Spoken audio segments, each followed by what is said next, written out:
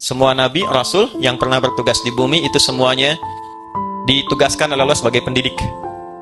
Jadi Majlis Dikdasmen juga mewarisi risalah nabi sebagai pendidik, ya. Dan ada misi di dalamnya, ya.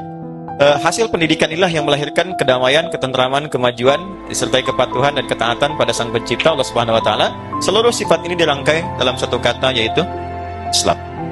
Tolong di-highlight karena ini materi pokok yang dimintakan pada saya untuk bahas. Jadi, ketika para nabi dan rasul mendidik umatnya dengan segala aspek yang tadi disampaikan, semua yang dihasilkan dari proses pendidikan ini adalah aspek-aspek yang kalau disimpulkan namanya disebut dengan satu kata saja, Islam. Orangnya muslim. Semua nabi itu muslim, Pak, Bu. Itu muslim. Dan diperintahkannya itu untuk membawa risalah ini, kedamaian, ketentraman, kesuksesan. Jadi kalau kita kumpulkan kedamaian, ketentraman, kepatuhan, kebahagiaan, kenyamanan, itu satu kata. Kalau digambarkan secara komprehensif disebut dengan Islam namanya. Di Islam itu patuh, tunduk, senang, bahagia, damai, tentram, itu Islam. Nabi Ibrahim itu muslim, diperintahkan berislam. Quran surah 2 ayat 131. Idz qala lahu rabbuhu aslim. Qala aslamtu lirabbil alamin. Nah, kalau kita ingin masukkan dan ikut ke situ, bagaimana caranya? Menyusun kurikulum yang bisa melahirkan kesuksesan, kebahagiaan, saat yang bersamaan patuh kepada Allah sebagai pencipta, lahir kebahagiaan, kesuksesan, maka tambahkan ya di ujungnya. Islam menjadi Islami.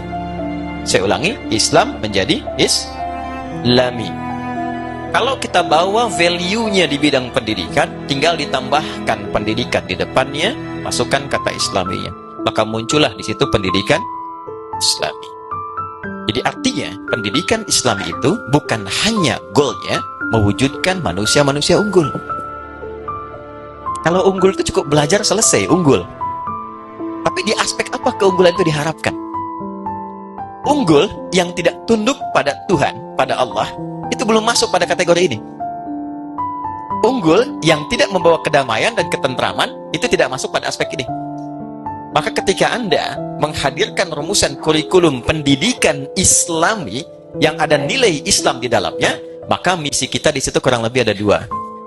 Bagaimana caranya kurikulum itu menghadirkan dan menghasilkan sosok anak didik yang berkualitas, dia di bidang apapun sukses, hidupnya bahagia, saat yang bersamaan diminta sholat. Dia kaya karena pendidikannya, tapi Allah perintahkan zakat, dia zakat. Betapa banyak orang unggul di bidang kekayaan, tapi ketika diminta zakat, dia nggak mau zakat. Diminta sholat, dia nggak mau sholat. Jadi kalau cuma mencetak kader-kader ya, yang unggul secara pemikiran, tapi menyimpang, iblis lebih jenius dan sudah lebih dulu. Dan dia bisa melahirkan kadernya berupa syayatin, ya, para setan itu. Nah, sebaliknya, lawannya adalah kita di sini menghasilkan kader-kader unggul, selain berkemajuan, juga punya sifat rabbani di dalamnya.